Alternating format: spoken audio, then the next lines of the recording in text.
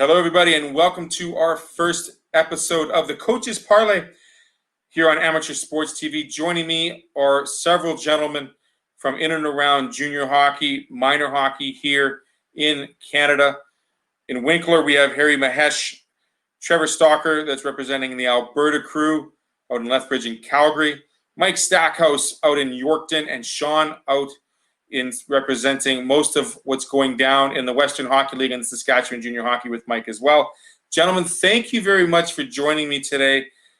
As we all know, the summer has been, for lack of a better terms, fluid, with mentionings of when leagues will start, when leagues will not start. Before we get to that, I want to start with Harry. We're going to work our way around. Give us a quick 45 seconds to a minute of who you are and where you're coaching or where you're going to be at this upcoming season. My name is Harry Mahesh. I'm going to be the assistant coach of the Winkler Flyers.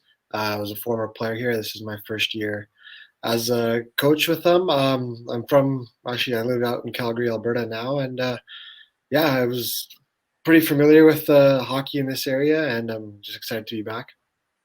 Right on. Trevor? Hi, Trevor Stalker. Actually haven't been assigned a coaching position yet this year. Lethbridge Minor Hockey, where I'm from, is a little behind on that, and they like to do things in a certain procedure, following through with the AA, AAA system while I work their way down. This summer, I've been working with the Western Elite Vipers in Calgary, trying to get that off the ground as a program here locally, and that's about it for around this area.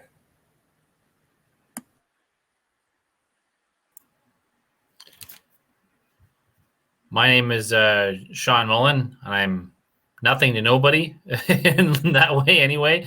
Not a coach, never a high-level player. My background is in broadcasting. I was the play-by-play voice of the Swift Current Broncos in the Western Hockey League for 9 seasons. Before that, 4 seasons with the Trail Smoke Eaters in the British Columbia Hockey League, and have continued to do some freelance broadcasting and follow both junior and professional hockey, I would say, fairly closely, but I don't have the same sort of competitive background that some of you would have.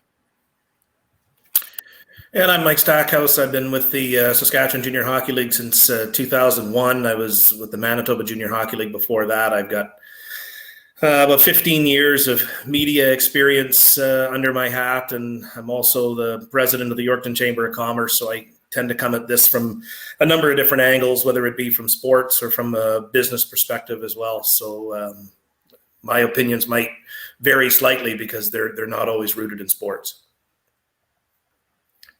Mike, let's stay with you for 1 sec before I get back to you. Sean, you've called a couple of good goals, a couple of important goals, some game-winning goals in your past, so stop being so modest here, okay? Try to, let's pump your tires a bit here, bud. Yeah, I mean, broadcasting is broadcasting. It's fun. It's my passion, and it's something that I think is an important craft in its own right. But, I'm not going to come at it and say that I have the same level of hockey expertise. That's not my background, the X's and O's, the in the dressing room, on the ice side of things. But certainly it's a sport I care a whole hell of a lot about. And one heck of an opinion. I know that for sure after talking with you many, many times, Sean. So my other job is advertising sales, just for reference. Mike, let's start with you. Let's talk about what's happening in the SJ and what's happening with the teams as of right now. Give us an up-to-date scenario here. Well, they met near the end of July and came up with a full 56-game schedule to start on September 26th. That has since been pushed back to October the 9th. With plans still in motion to play a full schedule. And my understanding is that even if it gets pushed back further from October 9th, they don't intend to deviate from the full 56-game schedule that they've created. I think, Manitoba did have a press release come out late this past week that indicated that they're going to go ahead October 9th. And, even though I had some questions about that release, it does seem to be fairly clear to me that fans are going to be allowed in their buildings, and that unless things change at the present time, they're going to go on October 9th. My hope was that Saskatchewan would have a similar announcement a day or two after that. We haven't had that yet. We're down to single-digit cases per day provincially. I think, in the 12 SJHL markets, we don't have a single case that I'm aware of. So we have 0 cases in all 12 markets. And I guess the big thing for me is that I'm just waiting for the announcement. I'm waiting to see what the protocols are as far as allowing fans into the building. And we just continue to play that waiting game. I think, regardless of what we hear, I would like to see, some firm goalposts on this. Like, what is it that the health officials and the political governments need to see in order to say, yeah, okay, let's go ahead.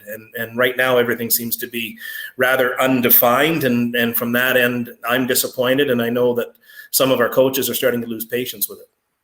Trevor, you mentioned before we started, give us a run of what a rink looks like in Alberta right now, because, I mean, you think there's some limitations, but these are heavy restrictions that are still going on in major markets in Alberta. Yeah, for sure. Lethbridge in particular, compared to Calgary, because we've been doing some work up in Calgary, even 2 hours difference in a drive, there's a lot of different restrictions going on. Alberta's really stalling out on the phase 2 here. We're not getting past that, and every community is doing something different with their ice. Here, particularly in Lethbridge, parents are having to drop off their children for their camps and stuff like that. They are not allowed to enter the building themselves to watch as spectators. So children are having to get dressed out in the parking lot, get their equipment on, pretty much everything except for their helmets and gloves. They can get those on in the rinks and get on the ice. But again, parents aren't allowed. 2 hours north in Calgary, parents are allowed in as spectators, but again, the kids are supposed to come to the rink dressed and then come in and then get their skates on and gloves and get on the ice that way. Yeah, so it's really kind of stalled out on the phase 2. We're still seeing quite a few COVID cases though, across the provinces in different zones. South zone's fairly low, but this restrictions seem to be a little higher. Harry, Mike mentioned an October 9th start. That gives you about 35-40 days. What's camp going to look like? How is that going to be a preparation for junior hockey here in Manitoba?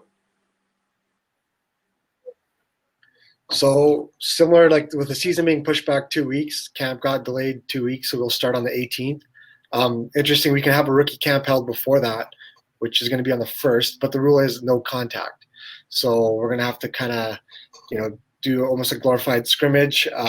Parents are not allowed to watch the rookie camp, but we'll allow parents to 1 per player or 2 per player are allowed. So I think about a max of 100 people in the building watching. But other than that, it's, once it starts, the schedule seems like it's going to line up. The 3 exhibition games, they haven't been scheduled or anything yet. So again, it's hard to get really excited about anything because the day the announcement came out, the next day, we heard some news that there are some cases up north. So, we're really just being super flexible with our schedule. But yeah, our rookie camp is going to start, and it's going to be interesting to have a rookie camp for a junior team with no contact involved. But, it is what it is. It's better than nothing.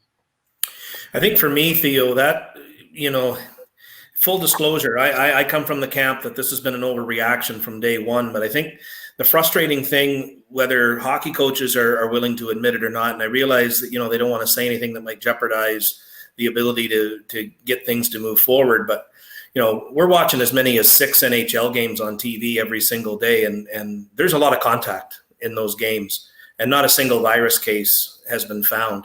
And even before they moved into the bubble, with comprehensive testings and things of that nature, no cases were found. And, even with other sports, with basketball, baseball's had a couple of issues, but they haven't been related to actually playing the game. They've been breaking protocols away from the game. So I think for me, I would just like to see some consistency with it. And, from what we've seen, there's literally hundreds of examples of gameplay that have gone on and the virus hasn't been transmitted. So I don't really understand the no contact aspect of it. I don't really understand the science that says parents can watch in Calgary and they can't watch in Lethbridge. I don't really understand how some of these measures get applied. And, when the virus hit and we all locked down, it was quite a uniform method with which this happened right across the country, right across the world. And now as we're trying to reopen, it seems like there's a great deal of inconsistency with it. And I think for me, that's the big difficulty that I'm having, is that, what is the science behind no contact when we watch 6 playoff games in the National Hockey League night after night, day after day, and not a single virus case? And so I think, for me, that's the big thing that I think is the most frustrating part of it is, with the reopening. Trevor talked about the reopening, and it's stalled in phase 2. Saskatchewan has stalled as well. If you look at some of the stages and some of the things that have been reopened and where these cases have cropped up, well, they haven't been in the areas that have been reopened. We haven't seen them in hair salons. We haven't seen them in restaurants. We haven't seen them in clothing stores. We haven't seen them in gyms, and we haven't seen them in hockey camps. And so because we haven't seen them in those things, I guess I'm at a loss as to why we've kind of stopped. And not only have we stopped, but it feels like some of the restrictions are tightening up a little bit with regards to mask wearing and some of those other things that we're seeing. Sean?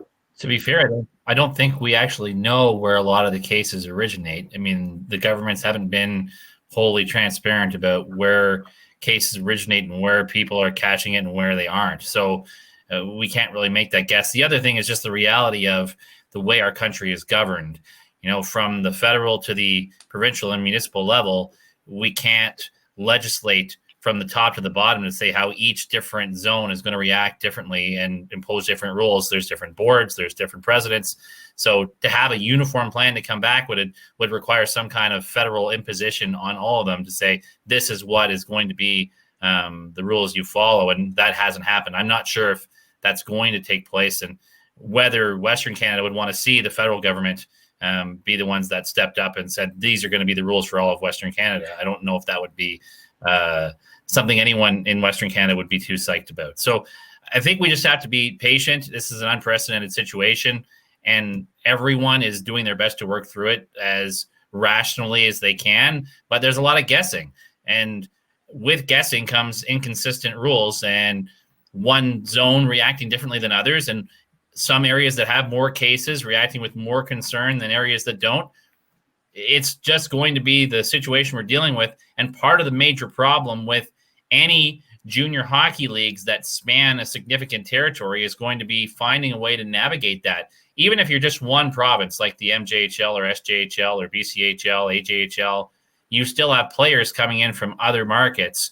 You still have that reality to deal with. You have different cities who have different rules. So these leagues are in for a lot of difficulty in managing this and in managing what they're allowed to do and not do.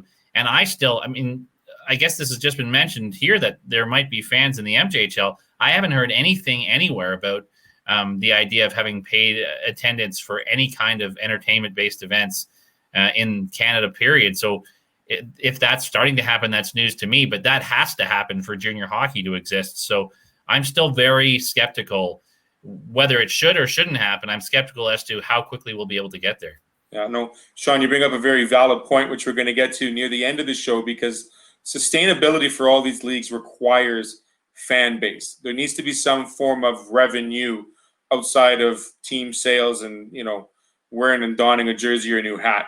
We're going to take a quick break. I'm going to ask all of you one question with regards to Hockey Canada's mentionings and why they've been so absent as of late.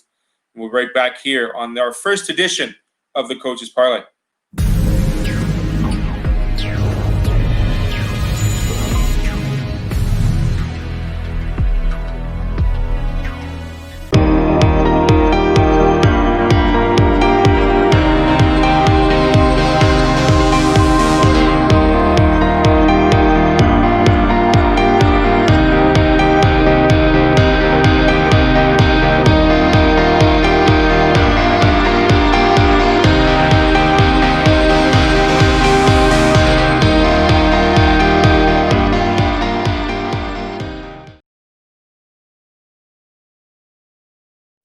At Super 8 Winnipeg West, we have your comfort in mind, with free Wi-Fi and free daily Superstart breakfast. We also have guest laundry facilities, a state-of-the-art fitness center, and a jetted hot tub. Sleep well in a spacious guest room equipped with plush new bedding, a 50-inch flat-screen HD TV, microwave, mini refrigerator, and Keurig coffee maker. Or book a suite with a kitchen, ideal for extended stays. Super 8, Winnipeg West, located just inside the perimeter on Portage Avenue. Everyone's back in order here. Glad to have everyone here today. I know we're having a lot of people, a lot of discussion, a lot of great personal input, but this one boggles me because in the first segment we talked about inconsistency, not having a federal voice, and why it hasn't been the same. Hockey Canada came out and basically said we're going to have staggered starts to all of our junior hockey leagues.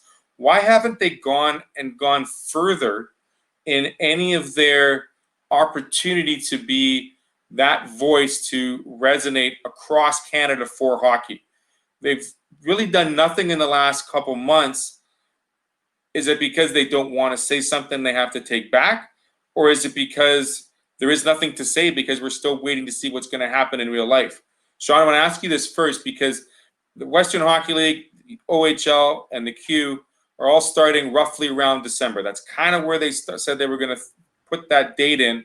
Correct me if I'm wrong. Playing earlier. Is it earlier? They were planning to start earlier. And I was a little confused about that because I don't know how that sets up a Memorial Cup, but we'll see. Right. And that's if you have 3 leagues setting up for a Memorial Cup, how are you going to have all those teams finishing divisional play and playoffs? At a different time? Yeah. And then have the Memorial Cup in July? I have no idea. In terms of Hockey Canada, I would guess, and I would only be guessing, that they're concerned about a political minefield, because if you start setting out rules for return to play and what should happen or shouldn't happen, then you have to deal with 4 or 5 levels of governments all across the country and their different input on that subject. It's kind of hard to say this is what the plan is or isn't. They kind of have to deal with the realities in each of those zones. So I would imagine everybody in that Hockey Canada office is kind of pulling their hair out right now, trying to figure out which direction to go or not go.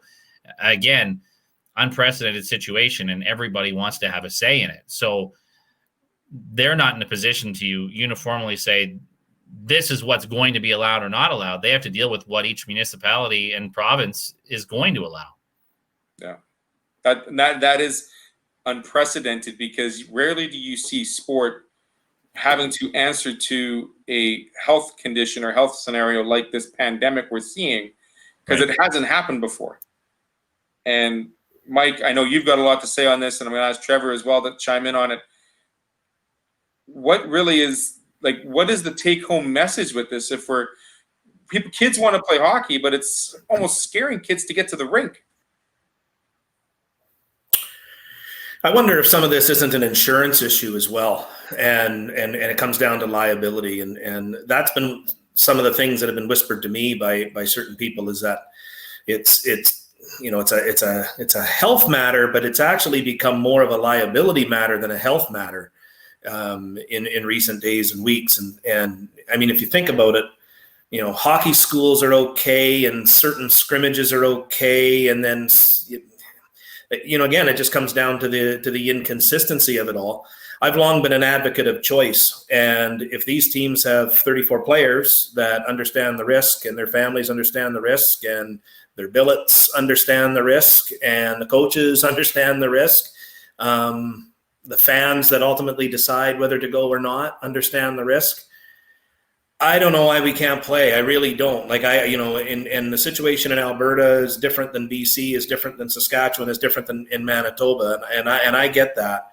I look at Saskatchewan right now. The numbers are low, and it's never going to be safer to play than it is today. And if people think that we're going to wait for 0 cases, and we have to have 0 cases for 5 weeks, 6 weeks, 3 weeks, that's never, ever, ever going to happen. And people need to understand that. And so we have to get over that. It's a pie in the sky to think that we can do this with 0 cases. I look at, 5 months of evidence that show, I think, 1 under the age of 19 in the entire country of Canada has passed away. That person was in Toronto. It was even acknowledged that it wasn't a result of the virus, but rather with virus. So we actually have no cases at all of young, healthy people that have passed away. We've got plenty of examples of professional athletes south of the border that have got the virus, recovered, have been just fine. There's always going to be the outlier, I suppose. For from a Saskatchewan perspective, I just don't understand. If you can't play today, I don't know when you can play. I really don't. I think the other thing that hasn't been talked about, which I will concede is a bit of an issue, is that in a lot of these rinks, it's not just junior players that are coming and going. You're going to have minor hockey players all day long and their families entering and exiting the arena. And these people are going to use the bathroom. They're going to go to the concessions. They're going to be in the common areas. They're going to be in seats and dressing rooms and things of that nature. So I think that might be an issue too, with regards to what health officials are thinking about, is that, it's not just the Yorkton Terriers that are using the Gallagher Center. It's all of minor hockey and whoever would be involved there over the course of a day, 7 days a week, 12 hours a day, whatever the case may be, for ice usage. So that part of it, I do understand is, when you've got that many people coming and going from one building over the course of a day, how do you manage that? And I do understand that to some degree. And ventilation, I suppose, you could convince me on that we have to take a close look at that in these arenas as well. Trevor and Harry, before I go, Sean, go ahead. Sorry. I'm not on the strict reactionary side, but to play devil's advocate, the other side would say, well, maybe it doesn't impact young people as much. The concern would be, what's their circle? NHL players, NBA players right now are locked down in a bubble.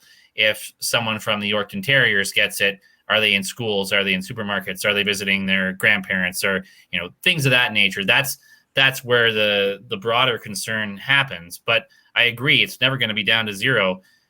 The question for the leagues are going to be it's not just hockey. It's going to be, if hockey's allowed to do certain things, when does entertainment open up? When does, and once schools open, then how do you start saying, well, these groups can't get together, but these groups can? That's the questions the governments have to answer. We've been doing that for 5 months already. Yeah, it's been, and the insecurities and the entanglements of every bit of life in society that is going to restart at the beginning of September for all of us is going to be the huge test marker, I guess, because you're going to start seeing kids go back to school. Universities are mostly going to be shut down because they're doing school online. But for Harry and Trevor, I want to ask you this question. In terms of coaching, Harry, what are your concerns with your team and putting together your team with these restrictions? And Trevor, at the same time, you're at these rinks. How do you maintain a positive feeling around the sport we love and play, but how difficult it is to still play? How do you maintain that passion? So Harry, I want to start with you. Well, we actually talked about this because, we got the list of restrictions, and it was great. We're happy to be starting and all that. But then we're like, well, is this even going to be fun? It's one of those things where we are going to create a bubble. Like, we were sending out a letter. Every player invited to our main camp has to self-isolate starting September 1st. They're going to have to check in with their billets because, these kids are going to be moving into families. Those billets had, concerns. So, we're going to take that serious, and it's going to be a little bit of an honor system. If these kids want to play hockey, we use the term buy-in all the time, as coaches. So everybody has to kind of buy in if they want to be here. But in terms of picking the team, well, once camp starts, we just had a hockey school, and it felt very normal. To be completely honest, having no parents watching was kind of nice. So, there's some perks to some of the restrictions, but yeah, once we start, we're going through a protocol now of what the players are allowed to do. We'll keep our dressing room open as like a hangout spot, but outside of interacting outside their billets, they're teenagers. This is the most fun time of their life. So, we're going to have to work out something that's fair. Obviously, follows the rules, but no, it's kind of going to be interesting to navigate this. I remember junior hockey and, it's a good time, but, you don't really necessarily want to be sitting in a basement not being able to hang out with your buddies. So we got to figure out a way to make it fun. The picking the team, the scouting, all that, doesn't affect the on-ice product too much, but we'll try to go with it as it comes. Trevor, you're putting together teams. It's got to be difficult to get these players in practice mode, in game mode, bringing their best step forward, knowing that you got to come dressed to the rink. You got to do all these other restrictions beforehand. How do you maintain the positive and the fun attitude to the game for these young players? I don't think it's actually as difficult as it may seem because they've been missing hockey for 5 months, 6 months already. The camps that we've been doing, the girls were coming down to the one in Calgary. They want to be on the ice. It didn't matter what we were doing. They all put in a lot of effort. They were all into it right away. They wanted to be on the ice. They wanted to get going. They wanted to get those puck touches. Even the dry land and stuff like that, I didn't have anybody bitching and complaining. Sorry if that's a little. It's an adult show. We can have it. We're not PGG. No, we're good. Yeah. So they wanted to go and they were willing to go right away hard. And when it came down to it, they wanted more ice. So we had a couple that were short numbers on practices. The girls just wanted to be out on the ice and get going. I know Lethbridge is doing another female camp this weekend for the preseason prep. Most of them, they just appreciate being able to get back onto the ice. So they're ready to go. They'd be missing it. A lot of them ended up missing provincials or the last bit of their playoffs on the last season here, so they kind of got screwed on that one. So they want to get back out on the ice. They have something to prove, right? Yeah, for sure. Sean, Harry mentioned a comment about the buy-in. Is that maybe what's making this feel like we're ready to go? Like we can't wait any longer. We should be ready to rock and roll. Like Mike said, we're not waiting for zero numbers. Facilities are ready to rock. We've got protocols in place. Follow the protocols, get the kids on the ice. Let's see what happens. Well, I think the players want to play. I think the parents want, for the most part, the players to play. I don't know. I haven't talked to enough billets to know if there's any issues. And this would be a better question for teams. Have they had any issues making sure they have enough billet families under the circumstances? But again, it's ultimately going to be a matter of, if kids can go to school, if they can go to dance, if they can go to gymnastics, if they can go to all this stuff, certainly they can play hockey. For the junior leagues, it's going to be a matter of, can they do it sustainably financially? And that's going to be a massive question. Another question, just when you say the word buy-in, that I think of immediately is the big debate about what happens with Western Hockey League level players who right now are looking at playing for junior A teams, but would want to jump back to the Western Hockey League when the WHL is ready to go. And how does each individual league or team look at that? Because you could get some high quality, talented players into your lineup, and then all of a sudden they're gone in December. Is it worth the risk? What does that do to the buy-in of your team? So that would be a question I'd have for junior A teams right now. How do they navigate that minefield? Mike, you want to touch that one? Because I know we worked on that a little bit earlier before, and then Harry, ring in to you on that. Yeah. Well, let Harry go first since he's directly affiliated with the team, but I've got a couple of tidbits on it, sure. So Harry, I mean, think about it. You got some great dub players that are sitting in Winkler and Morden right now. Offer them the invite. Well, yeah, there definitely has been. We've reached out. I know our head scout has talked a lot. Some dub teams have just flat out said no. You can't have them. We have a spot for them. Too bad. They'll train on their own. And respectfully, that's their right if they're, they have their rights. But, there's some guys that are definitely kicking around and friends of friends who are trying to say, hey, you know what? If you want to play hockey and you want to warm up, we've talked about it. If a guy, gets called back up, I mean, it's not our place to hold anybody back. As a coach, you lose a good player who, moves up or whatever, it's your job to bring in somebody else. There's going to be flexibility with roster sizes. So it's not like we're going to run out of players. If you lose a good player in December, it's no different than if you're an American League team going on a run and, your top player gets called up. So internally, if we can have a good player with us for 15 games, it's better to have them for those 15 and then not. So, but yeah, with the Western League, they're not really eager to just let their players, come on to a junior A team because there's a good chance, they may want to stay or, that's a big change. I guess it depends what the American teams in the Western League do.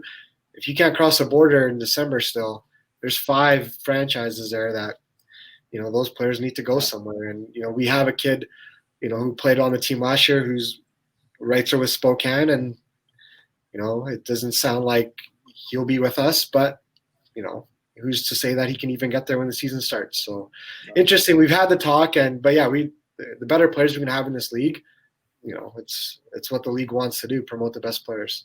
Mike? I guess I would be leery of adding a Western League player to a Junior A lineup when he's going to be gone. What message is that sending to the guys when you talk about buy-in? What message is that sending to guys who are fully committed over the course of 56 games as opposed to guys that, are only going to be there for 15 or however long it takes until the Western Hockey League starts up? I am curious, though, with what's going on in the Western League. I mean, we can't even get Manitoba to play by the same rules. We got Brandon under different rules than everybody else. We've got Saskatchewan under rules that are a little bit different than Manitoba. We got Lethbridge is a little bit different than Calgary. How in the world does the Western Hockey League think they're going to get rules where you can cross a border and play junior hockey? And assuming that, would you want to play in Portland today? I mean, I would not. And I do know that there's at least one player in Portland who would be considered borderline, and he's intending to play SJHL. Trevor? So that with the different areas and stuff again, like my child is supposed to be going down to Coeur d'Alene. Unfortunately, we've kind of had to pull the plug on that. They were saying that they were able to get her to go across because it'd be for schooling and whatnot, as well as the hockey. Personally, my thing on that, though, is get her across. How do I get her back if something does happen? And if I send her down there with health insurance, are they going to cover a world pandemic on that? So we pulled the plug on that. There was a talk with her. Now we also have had an opportunity that she's been asked to go play out in Ontario, leaning towards it. But again, they have different restrictions and stuff like that across the board for everybody. Hockey Canada, and with that, again, just to generalize, you can't tell each province what to do because they're all going to have their own health associations associated with it. Health Alberta, again, they're stalling out on that phase 2 because of the spike in numbers weekly, and when it drops, then back up. So it's really hard for everybody to get on the same page and work across the board. So Western Hockey League, again, like Mike was saying, that's going to be tough. Well, and I think the other thing is you can't just lop off the 5 teams and say, well, they can't operate, so the rest of the league goes ahead. Because what happens to those other players? They didn't decide to play for those American teams. That's where their rights went in a draft or in a trade. Every once in a while, someone signs. But you're saying, well, the rest of the league can go ahead, but the players that are on those 5 teams, you're on your own, figure it out. Or do you redistribute them to the other teams? And then what happens to those other players? Do you try to play just in the U.S. division until their playoffs are done and then have them come up to Canada? And then, again, as you mentioned, Trevor, there's that question for parents where, well, maybe we can get you over the border and you can stay down in the States for the entire season, and then you have no access to your family at all. What if grandma gets sick, or you're just homesick, or you're sick and you need your family, but you don't have access to them? So there's going to be a ton of questions for the league to navigate through. And then if there are players sprinkling down into Junior A, again, what happens to those 3rd, 4th line Junior A players who had an expectation of getting a chance to develop as players at that level? Where do they go? So the trickle-down effect that happens from all this is something that every league is going to have to take into consideration. You always want to be better. So as Harry mentioned, if you can get better players on your team and then maybe they don't leave and then you have a chance to contend as a result, you have to think about that from a hockey perspective. But if you're the commissioner of that league and you're saying, well, what are we saying to our own players that have signed up and committed? So it's not an easy situation. I think, too, the other thing is teams are just going to have to be a lot more honest than what they've been in the past with players. I think the reality is that, we've always seen training camps of 50 plus players, but let's be real. We all know that, there's probably 20 of those 50 that were never going to make your team, never had a chance to make your team.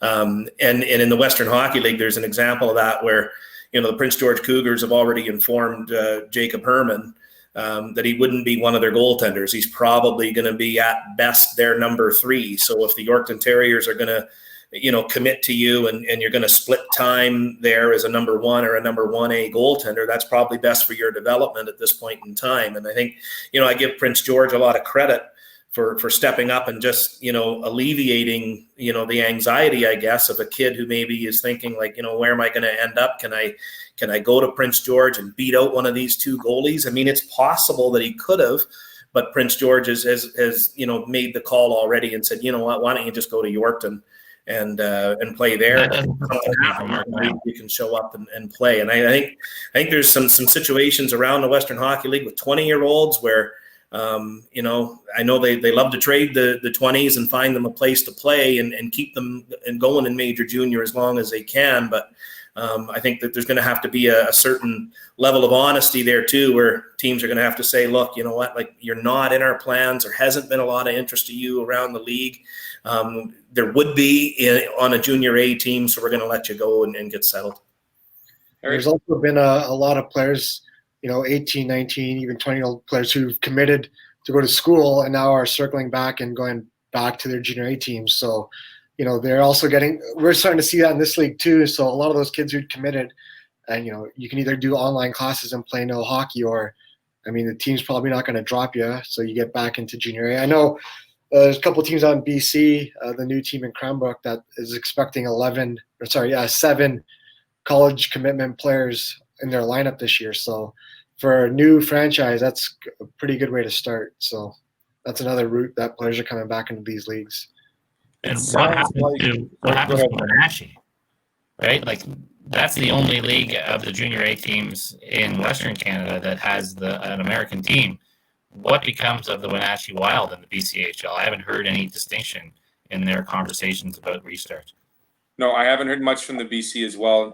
I know that the Ontario Hockey League had tried to put together a proposal for a bubble for their 3 American teams in the O. Maybe perhaps they'll do the same in the dub for the 5 American teams there. I don't know. We'll wait and see. The recipe sounds great, but the buy-in may have a couple of leaks. And you got to be careful. Well, the thing there with Sean and Trevor make excellent points with those American teams. Yeah. As a dad of a 19-year-old, I would not, and again, I'm one of these people that think the virus has been an overreaction. I would not let my kid go to Portland and play hockey. I would not. And that's part virus related. That's part unrest related. But I could say the same thing about Spokane, Seattle. I would not be comfortable sending my kid down there to play, knowing that I don't have access to go watch him or check up on him to see how he's doing, and have that uncertainty of him not necessarily being able to come back to me. So I'll tell you what, I would not allow my kids to go down there and play. I just wouldn't. We're going to take a quick break. We're going to come back to the Coaches Parley with the biggest uncertainty for every single junior hockey program, and that's whether or not they're going to be financially stable. We'll be right back after this quick break.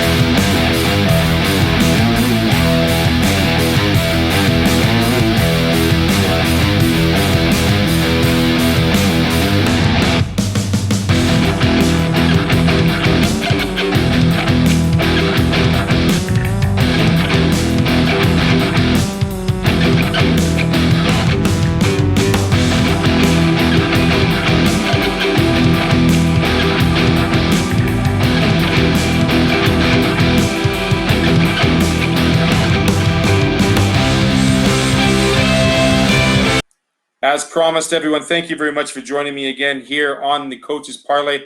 We've talked about some of the scenarios, the uncertainties of player personnel starting, what camps will look like, the message from Hockey Canada being staggered, American teams, bubbles. The only thing we haven't talked about yet, gentlemen, is whether or not these leagues can be financially viable and sustainable without fans, without the support of the communities. Do you see a model where, I mean, the MJ has said there will be fans potentially. I've heard mixed reports between 50 and 50 people and 50%. Where do we have to be in terms of making sure that we're not putting junior hockey behind the eight ball for one season, maybe two, just because of what's being done and what's being made done? Let's ask Sean. Let's go with you first. I've got in Saskatchewan and in Manitoba. I'm privy to not all the teams in Manitoba, but certainly some of them. I can tell you if there's no season or if there's no fans in Saskatchewan, if there's no fans, they can't play. Period. And if there's no season, I mean, I don't know that there's a league. I really don't. Like these teams, by and large, in Saskatchewan, of the 12 teams, most of them, are tying their shoes just to show a break even on the balance sheet, and that's after a good year and maybe even a deep playoff run. And to me, you take these teams away from some of these communities. I look at Swan River, Melville, Nipawin, some of these, Kindersley, some of these communities, and their hockey teams actually put their entire towns on the map. And there's a lot more at stake here financially than just hockey. And I'm not sure that health officials totally understand all of that. There's a big economic consequence here when it comes to junior hockey. These teams are pretty solid economic engines in some of these small communities. And I don't think any of them can survive without fans. I don't have nearly the knowledge on the Western Hockey League side of things, but again, I would think without fans, Sean's a salesman. He brings in money. Can you bring in enough corporate accounts to run a team with no fans? I don't know. Sean, speak on that for a second, because we've seen the CFL here not commit to a financial handout. Does the WHL need a financial handout? Do all these junior hockey programs need a financial handout? Or how do they operate based on the fact that they're looking at a zero fan base for this upcoming season?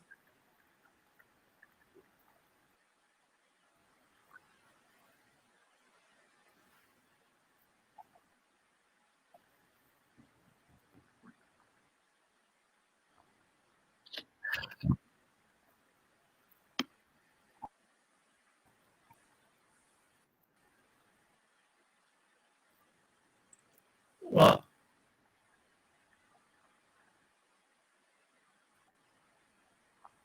I'm not getting Sean. I'm going to ask him to mute himself. I'm going to ask Harry this question too. Harry, real quick, because Winkler and Steinbach are the two big barns in Manitoba Junior that fill up very quickly. If you had to operate with 50 people, would you be able to do something, or would you obviously rather have that number be 50%? Well, it is 50%. That's what you've been told. So it's 35% for preseason, and then it gets boosted up, which for us would be about 600 people, which seems like a lot, like with nothing being open, and then boom, all of a sudden you have 600 people. Winkler on a Sunday is pretty boring, let me tell you. I mean, only one thing to do on Sunday in Winkler, and that's to go watch hockey. Well, that's exactly it. I mean, we couldn't do it with no fans. That's the short answer. It wouldn't be feasible for sure. But now just kind of going through the rink protocol, and if you live in the same household, you can sit together. So how do we section off seats where if you come in a group of 10 and 2 people come? So we're just in the process of figuring out the rink. But I think it's only 400, not 600 that we're allowed. And right. But is it first come, first serve? Let's say you're fan 401. Sorry, you can't come. So we're trying to process or figure out, how we're gonna monitor who can come and who gets. You sell 200 season tickets. that means only 200 tickets are up for grabs. And, what if people don't show up? So, yeah, I mean, it's interesting. I mean, thankfully my job here isn't to worry about dollars and cents, but, it's a small office and I hear all the talk, but, you go from, 30 home games to possibly 20. So you're losing 10, you're losing fans. It's a big hit, for some of these teams. And like, we are one of the ones that draw pretty well, but there's a few that, it's not going to affect the Blues. It's not going to affect OCN. I mean, let's be honest. I mean, like Mike said, there's a lot of teams out there that don't draw maybe 100 fans a game. But to communities like Yorkton or communities like Steinbach and yourself and Winkler, that's the big ticket to do on a Friday night. Sean, I want to get back to you and see if you can give you that answer again on your respects on whether or not we need to get some sort of financial support federally.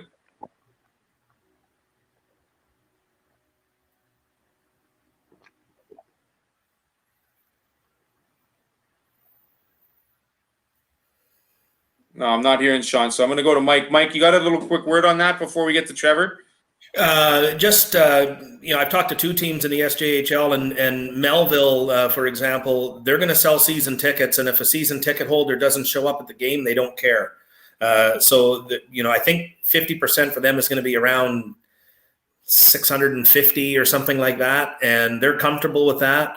And if only 400 are at the rink on a particular night because 250 season ticket holders didn't go, they're fine with it. Flin Flon is going to do something a little bit different. The last I heard, they were not going to sell season tickets. They were going to sell game by game. And when their 50% is reached, they cut off sales, and that's going to be it for that particular game. So in Melville, they're going to sell 50% of the tickets, but you might not see 50% in the building. Flin Flon is going to try and capitalize and make sure that there's 50% in the building. So there's different ways to look at it. In each SJHL rink, I would say that by and large, 50%, all 12 SJHL teams could operate comfortably on 50%. I know Yorkton, the rink holds about 2,500. Their average attendance last year was well under 1,000. So if you wanted to go to 50% for them, they're more than fine to go that way. And I think right across the league, as a matter of fact, if you capped everybody at 50% in Saskatchewan, with the exception of maybe 1 or 2 teams, I think they would be considering the circumstances, they would be thrilled with that number. Trevor, you can't even let parents in the building to watch their kids play practice. How do you expect to get even 50 fans in Lethbridge to come watch a game? Do you see that even happening? Again, I think it's all up to AHS. We got to see that opening of phase 3 or something moving forward. Numbers are again dropping and spiking. So when phase 3 will happen, that's really that'll be the golden ticket in Alberta. AHS, I guess. But for the AJHL, I know that they are starting to do their developmental season instead of like a regular season. They will do that until they get approval from AHS to keep moving forward. So they are hoping that it happens right away.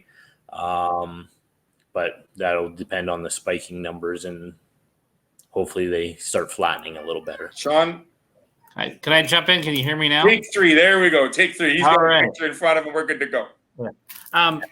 In terms of the Western Hockey League, I can just give some insight in that. A couple of years ago, someone from the Broncos told me that if they could get a guarantee of 2,000 fans in the building every night with their expenses, even without playoffs, they could break even.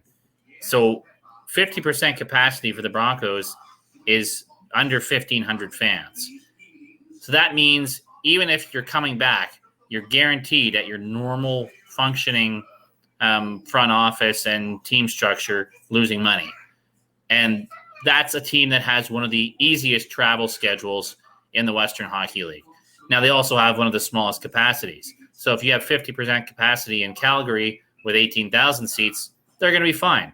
If you have 50% capacity in Red Deer or Everett, places like that, they should be okay. The smaller buildings, Prince Albert, Swift Current, Brandon, where the Ice are playing right now too is maximum 2,300 fans. Right. So that's a very different question. How do those teams operate even at 50% capacity? And then there's the question of, can you even get to 50% capacity? And I've had a certain number of people, come up to me and say, well, why can't they function like these pro leagues do? We have to be honest about where junior hockey's revenue comes from. There's no money in TV deals or pay-per-view or radio deals. That's all peanuts. Even in terms of the sponsorship levels that happen are because people are in the rink. So this league can't function. These leagues can't function without crowds. And even at 50%, they're going to really struggle to. But if the CFL can't get any kind of federal money, how can we expect junior hockey is going to? I mean, that would have been an obvious thing. If there's no provincial handout or federal handout for those leagues, I don't think that we can count on that happening for junior hockey. So they have to make a couple of different plans. One where they operate and try to struggle and limp to the gate, and one where if the seasons don't happen, lay off as much staff as you can and try to find a way to get through to next year. I think the WHL is in a better position to do that than Junior A, just based on the strength of ownership. But everyone would have a real challenge on their hands then. Absolutely. Yeah, when Sean mentions, expenses and where Swift Current is situated, what do you think it costs for Winnipeg and Brandon to go play Prince Albert, Saskatoon, Swift Current, Moose Jaw? I mean, these are division rivals for these teams, and they're, 4 or 5 hours away. You're looking at significant costs there. And I think, the other thing for me, again, and I come back to it, I just advocate for a choice. If you've got players that are willing to play, and if you've got families that are willing to go to the games, if you've got fans that are willing to show up, and if everybody's willing to do it, let them do it. And I understand the argument about grandma, but I can tell you that in my life, I let my older people know that, hey, I got kids and they need a normal life. And if you're not comfortable with that, grandma and grandpa, then you need to take the precautions, not the 19-year-old or the 18-year-old or the 13-year-old. It's the older people who, quite frankly, have been around the world a lot longer than me and a lot longer than my kids and a lot longer than these junior guys that are playing hockey. And I realize it's politically incorrect to say, but those are the people that need to take precautions. And I mean, if you're not aware of the precautions that you need to take, where have you been for the last 5 months? And so I just advocate for the choice. If you got people willing to play, people willing to go watch, let them do it. And in those numbers, I mean, if the people that are willing to play and willing to go watch, if they all get infected and get seriously sick, that's their choice. And it's actually evidence for the rest of the people to put the brakes on and say, whoa, we need to make sure that we're, still home in the basement. By contrast, if nothing really happens and it looks safe, it allows some of those people that are nervous to maybe not be as nervous and dip their toe out a little bit and try and work their way back to a normal life. Unfortunately, from a sports perspective, it won't be up to the teams or the leagues what they can do or not do. So, we can say this all we want to say. It's going to be the governments and health officials who dictate what they're allowed to do and not do. And all teams can do is react in the best way they can. Their hands are tied, and junior hockey is kind of caught in the middle. Minor hockey, you can operate without a crowd. Pro hockey, you can at least operate based on TV revenue if you drop your expenses down quite a bit, like baseball's done, like football's going to do. But junior hockey, you're caught in the middle. You can't function without the crowd element, and we haven't heard that go-ahead for that for concerts. We haven't heard the go-ahead for that for any kind of entertainment, except maybe going to movie theaters socially distanced. So maybe it's starting to trickle, but that's where it's going to have to come from. And the teams have no choice but to make about 50 different plans for how they can operate until they're given any kind of certainty. And we all talked about school opening again. I bet you part of the reason for pushing the start dates back is to say, well, let's get time to see what happens when school opens, because if nothing much happens, then we should be okay. If there's a big reaction because of school reopening, we might have to rethink everything. So we'll see. The other thing which might be worth watching is the National Football League, where those franchises are owned by singular people and not corporations and boards of governors and things of that nature. And so outside of the Packers, Mike, don't forget about them Packers. Packers, right? But most of them are owned by Jerry Joneses of the world, who also own their own buildings. And so I think too, when you're talking about junior hockey and minor hockey, you're talking about not just governing bodies with political governments, but you're talking about governing bodies even within your own associations. And then, even if you wanted to, step out of line a little bit, you can't really play in your building because you've got a municipal government that you've got to talk to as well. So I'm kind of curious to see south of the border. And I mentioned Jerry Jones, but he's the first one that I'm going to watch in early September because he's already said it. There's going to be fans. And how many he has and what happens after he has fans is something that I'm going to watch with tremendous interest. Mike is the advocate of choice, and he's going to be watching south of the border. I like that idea. Sean, you bring up a very valid point where we are at the mercy of health officials provincially, which I think is a huge concern. Trevor, we mentioned phase 3 has to happen. If that is going to slow down processes in Alberta, are we not going to potentially see, hockey in Alberta?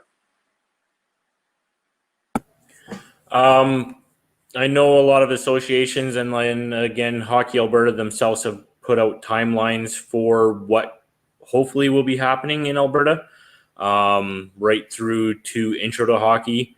It's going to look different, but there will be hockey. Yeah. Okay. Harry, yourself as a coach, coming back to your old roots, what do you see as the big concern with, we talked about the buy-in issue. Teams aren't doing the buy-in, but moreover, where do you see that? Where do you see the next hurdle for Manitoba Hockey Manitoba, to really go across and say, let's really open up these barns and let's see these kids play? Well, we talked about it. With us being one of the first leagues to start, 3 months from now, we're going to look really smart or really stupid. So we're talking to some other teams. I think every team's going to have a different version of what their set of rules are, but I think we all take it pretty seriously. As it takes one, the way the schedule is going to be set up is it's going to be a lot of home and homes. So if one player on one team gets, diagnosed, then those 2 teams are shut down for 14 days. So we kind of have to reach out to everybody and say, look, we're going to pull the weight. You have to, but there's no way to police it. You don't know, whether these kids are getting it from going to school, the rink, or however. But we're taking it very seriously. I know we've had long meetings about this in the week I've been here. I think we're more scared because even if it goes well, it's going to go, okay, well, whatever. But if it goes bad, then, it's going to be, I think the MJ is one of those leagues that, we're kind of fighting for our exposure in the West. So hopefully, we can kind of set the bar. I know I've told the players, I said, what, if we're the first to start, what do you think these scouts are going to be doing? There's going to be a lot of eyes on you. So if you have to sit in your basement and play video games and come to the rink and isolate, you have a 3-month gap where everybody's going to be watching you. Is that worth maybe just sitting around and, following the protocol? I'd like to think, they would say, yeah, let's buy in and do it. And, if you can sell that message, that should be enough to convince, an 18, 19, 20-year-old to, to follow the protocol. Although it honestly seems like these young guys, they get it. I've been around them for a week now. They've been helping out with camp, and they're really anxious to get things going. And we've mentioned some protocols, and I haven't heard one thing about, oh, well, that sucks, and that's not going to be fun. I think they're like, yeah, let's just go. We waited long enough. So, yeah, it's going to be challenging, but I think we know where we are. Okay, I'm going to pose this one to you. It's the last segment of the evening. We're going to call it the 30-second shift. I'm going to give the floor to each of you for 30 seconds as Sean gets mauled 2 minutes for hugging, which I think is awesome. 2 minutes on sportsmanlike conduct, perhaps. I don't know. Trevor, you have 30 seconds. The floor is yours. Anything about hockey, anything about return to play, anything on your mind, give her. My main thing is I've been fortunate enough to get up to Calgary and do some camps and stuff like that. I just want to get more hockey. Glad the NHL is able to get these bubble teams going for the playoffs and stuff like that. we've all missed it for far too long, and we just want more and more hockey. So I'm glad it's starting to pick up, and hopefully everything goes good for the seasons. Mike, 30 seconds. I guess for me, I just would like to see, what is it that the government wants in order to green light junior hockey?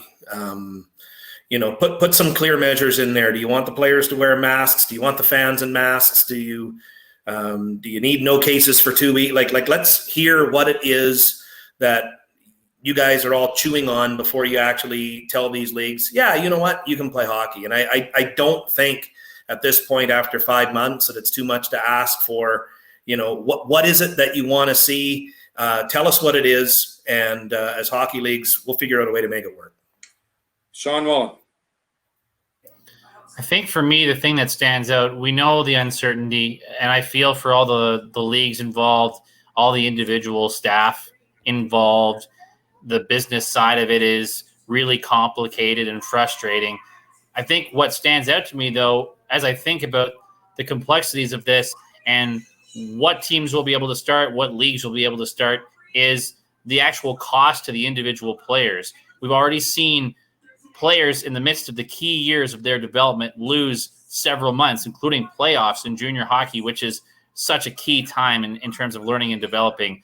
What happens to this year? What happens to those kids on American junior teams? What happens to the kids who have to wait till December and can't play competitive hockey at all?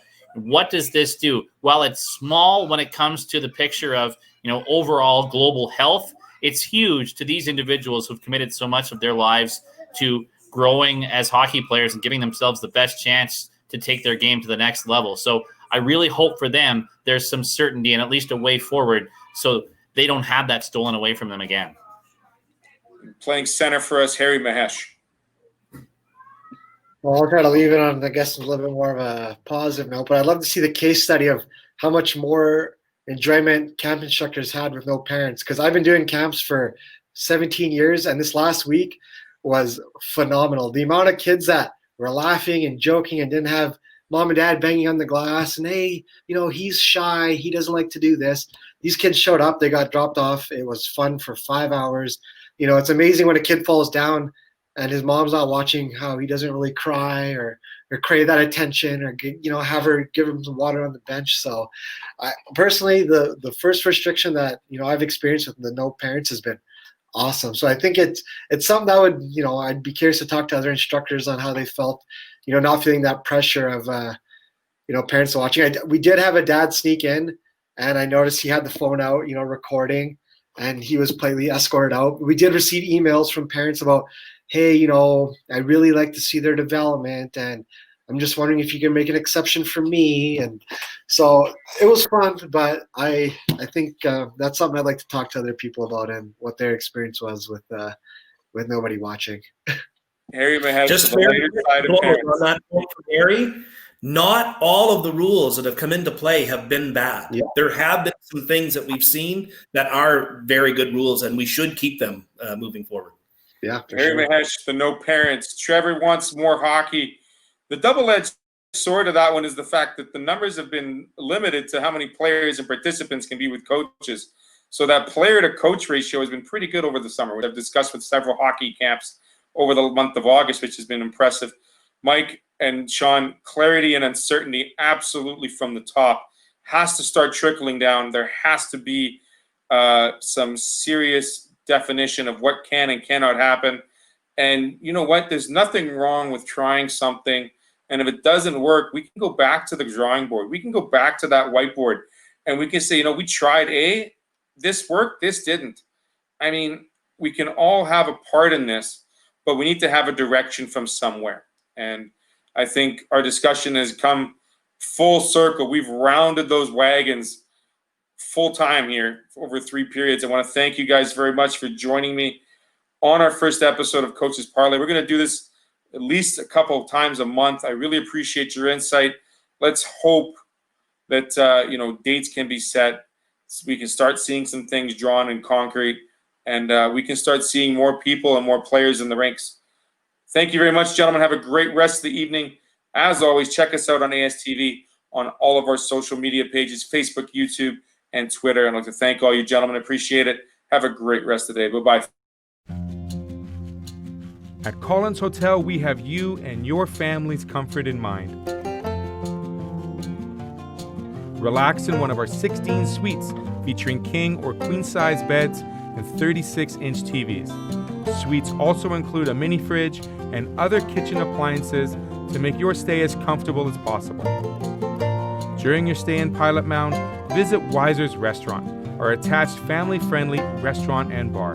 It is the perfect location to host group meals, dine with the family, or unwind after a hockey game. Come in and meet our friendly staff offering daily specials on food and drinks, Wing Night Wednesdays, Buffet Fridays, and multiple TVs to watch the game. Weiser's is the place to be. Collins Hotel and Weiser's Restaurant and Bar, located across the street from Blackjack Stewart Arena off Highway 3 in Pilot Mound.